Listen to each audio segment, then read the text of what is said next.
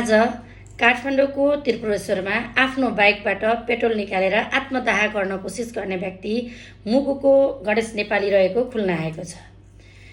उनीले त्यसो के गरे त भन्ने कुरा प्रारम्भिक अनुसन्धानबाट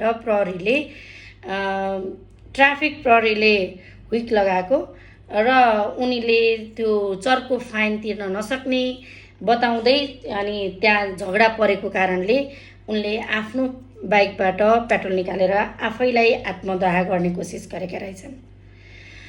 चर्को फाइन यति धेरै चर्को फाइन लागिसकेपछि र लगाइसके पछाडि आफ्नो आम्दानी भन्दा पनि धेरै फाइन तिर्नुपर्छ भने बाँच्न सक्ने कसरी र बाँच्ने को?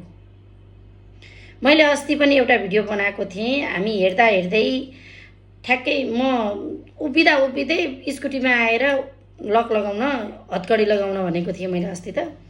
हतकडी लगाउन स्कुटीलाई हतकडी लगाउन चाहिँ रेडी हुनुहुन्थ्यो ट्राफिक सर।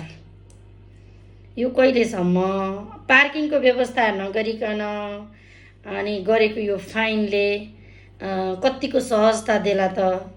कि अरू पनि यसरी नै आत्मदाहका कुराहरू सुन्न पर्ने हो? 60% जति जलेको छ अरे। बोल्न सक्ने स्थितिमा भए पनि उनको 60% जति जलेको भन्ने सुन्नमा आएको छ। के लाग्छ तपाईहरुलाई यो अहिले उठाइरहेको चर्को फाइनको बारेमा? आफ्नो धारणा कमेन्ट बक्समा कमेन्ट गर्नुहोला।